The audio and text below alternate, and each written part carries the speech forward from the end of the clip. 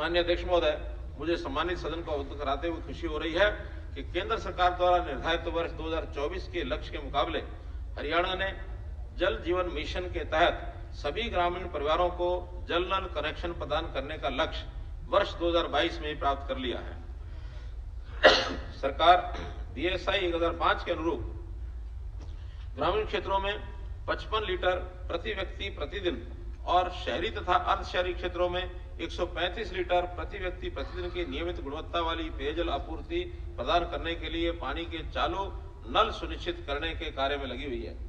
सरकार ने 10,000 से अधिक आबादी वाले गांवों में सीवरेज प्रणाली प्रदान करने के उद्देश्य से महाग्राम योजना शुरू की है। सीवरेज सुविधाएं उपलब्ध कराने के लिए 132 गांव का चयन किया गया है, जिनमें से 36 गांव में कार्य प्रगति पर है। 85 नगरों में 100 किलोमीटर नई सीवरेज लाइन बिछाए जाने के लक्ष्य में से जनवरी 23 तक 75 किलोमीटर सीवरेज लाइन बिछाई जा चुकी है। शेष कार्य भी इसी वित्त वर्ष में पूरे होने की संभावना है।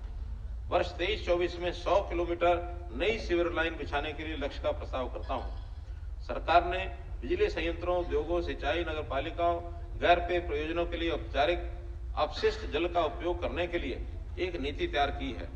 अब तक हरियाणा में 170 सीवेज ट्रीटमेंट प्लांट और कॉमन एफ्लुएंट ट्रीटमेंट प्लांट लगाए गए हैं, जो प्रतिदिन 1985 मिलियन लीटर अपशिष्ट जल उत्पन्न करते हैं। इस समय 187 MLD उपचारित अपशिष्ट जल का उपयोग गैर पेय उद्देश्यों के लिए किया जा रहा है। सरकार ने उन क्षेत्रों के लिए उपचारित अपशिष्ट जल के उपयोग के लिए टैरिफ भी अधिसूचित किया है, जहां इसका उपयोग हरियाणा जल संसाधन प्राधिकरण द्वारा अनिवार्य किया गया है। वर्ष 2023-24 के लिए जन स्वास्थ्य अभियांत्रिकी के क्षेत्र को 5,017 करोड़ रुपए आवंटित करने का प्रस्ताव करता हूं, जो चालू वित्त वर्ष के संशोधित अनुमानों से 16% की वृद्धि है। सिंचाई, मुझे इस सम्मानित सदन को अवगत कराते हुए खुशी हो रही है कि हमने जल संरक्षण में उल्लेखनीय प्रगति की है। हरियाणा जल संसाधन प्राधिकरण ने भूजल उपलब्धता के ग्रामवार रिपोर्ट तैयार की है, जो दर्शाती है कि 7,287 गांवों में से 3,041 गांव पानी की कमी का सामना कर रहे हैं। इनमें से 1948 गांवों में भूजल उपलब्धता में गंभीर कमी है। सरकार भूजल की रक्षा और संरक्षण के लिए प्रतिबद्ध है और HWRA की सिफारिशों के आधार पर सरकार गांवों में अटल भूजल योजना के तहत भूजल के प्रति संवेदनशीलता और जागरूकता पैदा करने के लिए सटीक भूजल स्तर की निगरानी के लिए पानी की कमी वाले खंडों के गांवों में 1,000 पीजोमीटर स्थापित करने का प्रस्ताव करती है। प्रधानमंत्री कृषि सिंचाई योजना के घटक पर ड्रॉप मोर क्रॉप के तहत 85% सब्सिडी प्रदान करके आउटलेट से परे पानी के इष्टतम उपयोग के लिए जल संरक्षण के बुनियादी ढांचों को बढ़ावा देने और विकसित करने की जिम्मेदारी micro irrigation command area development authority यानी मिकाडा को दी गई है।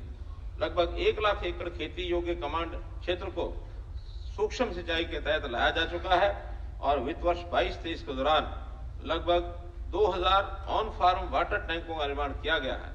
वर्ष 2023-24 में मैं लगभग 2.5 लाख एकड़ खेती योग्य कमांड क्षेत्र को सूक्ष्म सिंचाई के तहत लाने और 4,000 ऑन फार्म वाटर टैंक बनाने के लक्ष्य का प्रस्ताव करता हूं। राज्य में 2.5 लाख एकड़ से अधिक में गन्ने की खेती होती है। 1 किलोग्राम चीनी उत्पादन के लिए 2,000 लीटर पानी की आवश्यकता होती है। फ्लड इरिगेशन के माध्यम से गन्ने की खेती के लिए आवश्यक कुल ताजा पानी प्रति फसल चक्र 1.78 करोड़ लाख लीटर तक हो सकता है। पारंपरिक फ्लड्स इरिगेशन की बजाय सूक्ष्म सिंचाई प्रणाली का उपयोग करके पानी की आवश्यकता को अनुकूलित किया जा सकता है और अध्ययनों से पता चलता है कि सूक्ष्म सिंचाई आधारित फसलों में चीनी रिकवरी दर संभावित रूप से 1% तक बढ़ सकती है। मैं अगले 3 वर्षों में सूक्ष्म सिंचाई प्रणाली से गन्ने की खेती के तहत 2 लाख एकड़ क्षेत्र को कवर करने का प्रस्ताव करता हूं। चीनी मिलों द्वारा पेराई के दौरान प्राथमिकता उन गन्ना क्षेत्रों को दी जाएगी जिनमें सूक्ष्म सिंचाई पद्धति अपनाई गई है।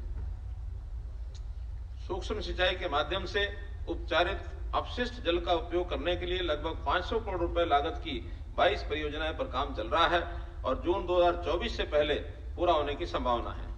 1000 रिचार्ज बोरवेल और छत पर वर्षा जल संचयन संरचनाओं का निर्माण किया गया है। वित्त वर्ष 2023-24 में लगभग 2000 और ऐसी संरचनाएं पूर्ण करने का लक्ष्य रखा गया है।